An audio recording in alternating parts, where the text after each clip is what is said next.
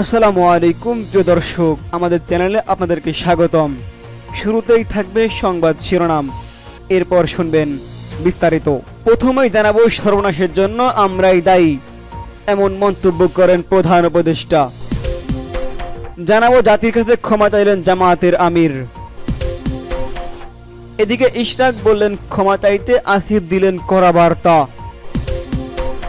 সর্বশেষ নতুন কর্মসূচির ঘোষণা, শাটডাউনের হুঁশিয়ারি। সর্বনাশের জন্যই আমরা দায়ী, মন্তব্য প্রধান উপদেষ্টার। পৃথিবীর সর্বনাশের জন্য আমরা সবাই দায়ী বলে মন্তব্য করেছেন অন্তর্বর্তীকালীন সরকারের প্রধান উপদেষ্টা ডক্টর মোহাম্মদ ইউনূস। আজ বুধবার 25শে জুন রাজধানীর চীন মৈত্রী সম্মেলনে কেন্দ্রে বিশ্ব পরিবেশ দিবস এবং পরিবেশ ও বৃক্ষ মেলার উদ্বোধনী অনুষ্ঠানে এমন বক্তব্য দেন প্রধান উপদেষ্টা। তিনি বলেছেন, পৃথিবীর সর্বনাশের জন্য যারা দায়ী তারা আমরা সবাই এখানে হাজির, আমরা আসামি। ডক্টর মোহাম্মদ ইউনূস বলেন, আমাদের পুরনো কবিরা বলে গেছেন, সাগরের সব পানি যদি কালি হতো, বনের সব গাছ যদি কলম হতো, তাহলে এই অপরাধের বর্ণনা শেষ করা যেত না। একই অপরাধ আমরা করে যাচ্ছি প্রতিদিন, প্রতিনিয়ত। তিনি আরও উল্লেখ করেন, আজকের পৃথিবী বিভিন্ন ধরনের সংকট জড়িত, যুদ্ধ বিগ্রহ, প্রযুক্তির অপব্যবহার এবং আমাদের সামনে বিভিন্ন চ্যালেঞ্জ সৃষ্টি করেছে। কিন্তু যে চ্যালেঞ্জটা আমরা এখনও অনেকে উপলব্ধি করতে পারছি না, সেটা হলো প্রকৃতির বিধ্বংসী রূপ। এটা প্রকৃতির দোষ না, আমাদের দোষ। আমরা মানুষ যারা এখানে বসবাস করি প্রকৃতির সঙ্গে তাল মিলিয়ে চলার কথা বলি, কিন্তু তাল মিলিয়ে না চলে উল্টো পথে চলি। দোষটা প্রকৃতির নয়, দোষটা হলো প্রকৃতি বিধ্বংসী এক জীব যার নাম মানুষ। এদিকে জাতির কাছে ক্ষমা চাইলেন জামায়াতের আমির। বাংলাদেশ জামায়াত ইসলামীর আমির ডাক্তার শফিকুর রহমান বলেছেন, শুধু ৭১ নয়, ১৯৪৭ সাল থেকে শুরু করে আজ পর্যন্ত জামায়াতের দ্বারা যদি কোনো মানুষ কষ্ট পেয়েছেন, কেউ যদি ক্ষতিগ্রস্ত হয়ে থাকেন, সেই সকল মানুষের কাছে, মানুষগুলো তাদের সকলের কাছে আমি বিনা শর্তে ক্ষমা চেয়েছি। সম্প্রতি একটা টক শো অনুষ্ঠানে এমন মন্তব্য করেন জামায়াতের আমির। অনুষ্ঠানে তাকে প্রশ্ন করা হয়, যুদ্ধ অপরাধের মামলায় জামায়াত নেতা এটিএম আজহারুল ইসলাম খালাস পাওয়ার পর আপনি একটি সংবাদ সম্মেলনে বলেছেন, জামায়াত ইসলামী বা তার কোনো নেতাকর্মীর মাধ্যমে কেউ ক্ষতিগ্রস্ত হয়ে থাকলে তার কাছে নিঃশর্ত ক্ষমা চাই। এই ক্ষমা প্রার্থনায় কি মুক্তিযুদ্ধের সময়টাও আছে কিনা সেটা সেদিন আপনি কি স্পষ্ট করেননি, আজকে এটা স্পষ্ট করবেন কি? অনেকেই প্রশ্ন করেছেন যে জামায়াতের আমির ক্ষমা কিসের জন্য চাইলেন।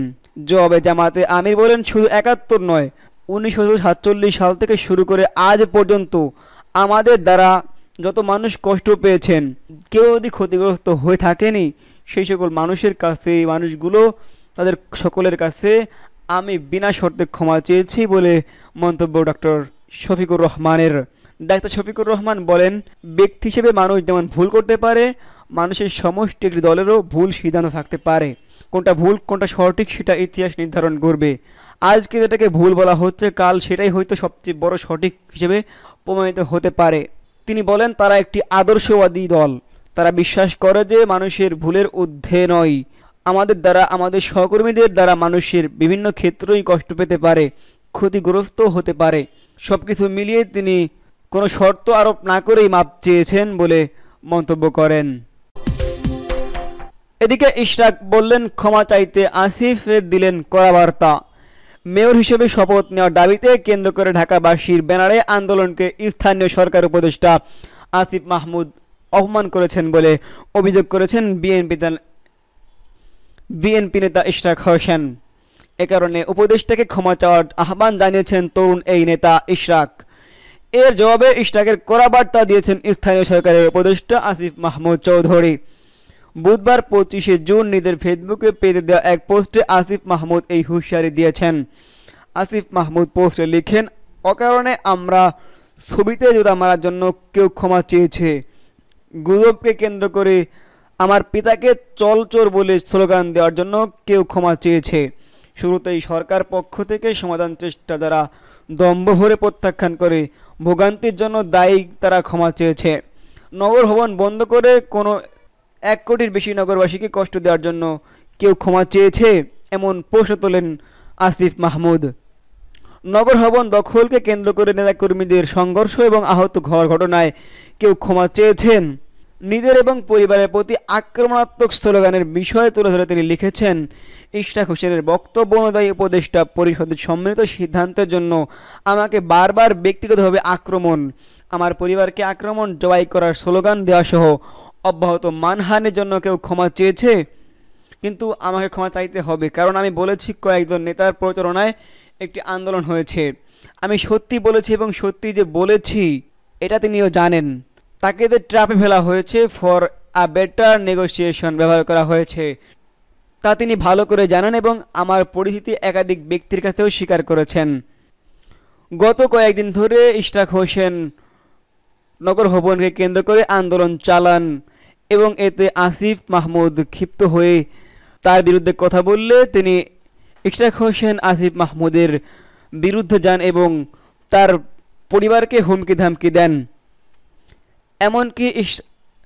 এমনকি ইশরাক মাহমুদ চৌধুরীর ছবিতেও জুতাপিটা করেছেন বলে অভিযোগ রয়েছে। তবে উপদেষ্টা আসিফ মাহমুদ বলেছেন, এটা তার ব্যক্তিগত কোনো বিষয় নয়, ইশরাককে শপথ পড়াতে আইনি বাধা রয়েছে, এজন্য স্থানীয় সরকার শপথের আয়োজন করতে পারছে না। এছাড়া এ ব্যাপারে কোনো সিদ্ধান্ত একা নিতে পারেন না, এটা নিয়মতান্ত্রিক ও সম্মিলিতভাবে নেওয়া হয়ে থাকে, এজন্য এককভাবে তার উপর দায় চাপানো উচিত নয় বলে মন্তব্য করেন আসিফ মাহমুদ। এমন মন্তব্য উপদেষ্টাদের। সর্বশেষ মার্চ টু এনবিআর কর্মসূচি ঘোষণা, শাটডাউনের হুঁশিয়ারি। জাতীয় রাজস্ব বোর্ড এনবিআর ও সরকারের অর্থ উপদেষ্টার ডাকে সাড়া না দিয়ে আন্দোলন চালিয়ে যাচ্ছেন এনবিআর কর্মকর্তা কর্মচারীরা।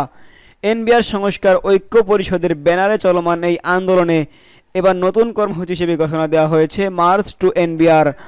আগামী 28 জুন সারা দেশের কর, কাস্টমস ও ভ্যাট দপ্তর থেকে এনবিআর অভিমুখে এই পদযাত্রা অনুষ্ঠিত হবে। বুধবার 25শে জুন বিকালে এক সংবাদ বিজ্ঞপ্তির মাধ্যমে এনবিআর সংস্কার পরিষদ জানায়, তারা অর্থ উপদেষ্টা সালেউদ্দিন আহমেদের সঙ্গে বৃহস্পতিবার নির্ধারিত বৈঠক অংশ নেবে না। এর আগে দুপুরে অর্থ মন্ত্রণালয়ের পক্ষ থেকে এই বৈঠকে আমন্ত্রণ জানানো হয়। সংগঠনের পক্ষ থেকে বলা হয়েছে, এনবিআর কাঙ্ক্ষিত সংস্কার শুধু কথার মধ্যে সীমাবদ্ধ না রেখে পদক্ষেপ নিতে হবে। তার প্রথম ধাপ হবে বর্তমান চেয়ারম্যানকে অবিলম্বে অপসারণ। তারা আরও জানায়, আগামী 7 জুলাই রাজস্ব ব্যবস্থার সংস্কার বিষয়ে একটি পূর্ণাঙ্গ রূপরেখা উপস্থাপন করবে। চলমান আন্দোলনের অংশ হিসেবে বৃহস্পতিবার 26শে জুন দুপুর 12টা থেকে বিকাল 5টা পর্যন্ত সারা দেশের কর, কাস্টম ও ভ্যাট দপ্তরে কলম বিরতি ও অবস্থান কর্মসূচি পালন করিতে হবে। তবে এই কর্মসূচির আওতায় বহির্ভূত থাকবে আন্তর্জাতিক যাত্রী সেবা ও রপ্তানি কার্যক্রম। সংগঠনের ঘোষণা অনুযায়ী এনবিআর বর্তমান চেয়ারম্যানকে 27 জুনের মধ্যে অপসারণ না করা হলে 28 জুন থেকে কর, কাস্টম ও ভ্যাট দপ্তরের লাগাতার কমপ্লিট শাটডাউন কর্মসূচি ঘোষণা হবে। তবে আন্তর্জাতিক যাত্রী সেবা এই কর্মসূচির আওতায় আসবে না। উল্লেখ্য, চলিত বছরের 12 মে সরকারের একটি অধ্যাদেশের মাধ্যমে এনবিআর ও অভ্যন্তরীণ সম্পদ বিভাগ আইআরডি বিলুপ্ত করে রাজস্ব নীতি বিভাগ ও রাজস্ব ব্যবস্থাপনার বিভাগ নামে দুটি পৃথক বিভাগের গঠনের সিদ্ধান্ত নেয়। এরপর থেকেই এনবিআরের কর্মকর্তা কর্মচারীরা এর প্রতিবাদে আন্দোলন করে আসছেন।